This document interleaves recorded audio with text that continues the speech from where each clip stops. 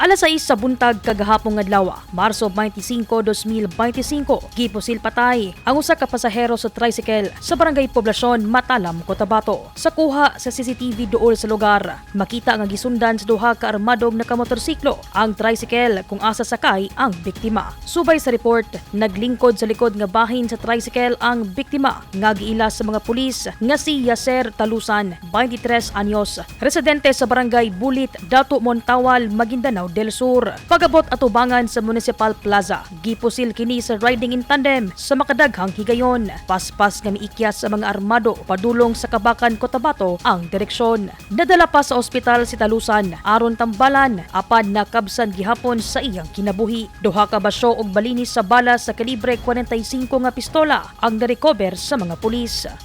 Halos duha ka oras lang ang gintang sa susamang adlaw, alas 8 sa buntag, laing pagpamusil ang nahitabo sa Barangay Hinatilan, Pikit, Cotabato. Subay sa report, giila ang biktima nga si Ricky Lontayan Mutalib, usa ka Barangay Kagawad sa Balong, Tugunan, SGA Barm. Sakay si Ricky sa iyang motorsiklo, dihang gipusil sa riding in tandem. Nakahimo pa sa pagmaneho ang biktima padulong sa Barangay Ladtingan, Pikit ug didto nagpakitabang. Swerteng luwas ang biktima human naigo sa iyang bukton, paa ug tiyan. Kasamtangang nagpadayon ng hot pursuit operations sa Cotabato Police Provincial Office batok sa mga armado.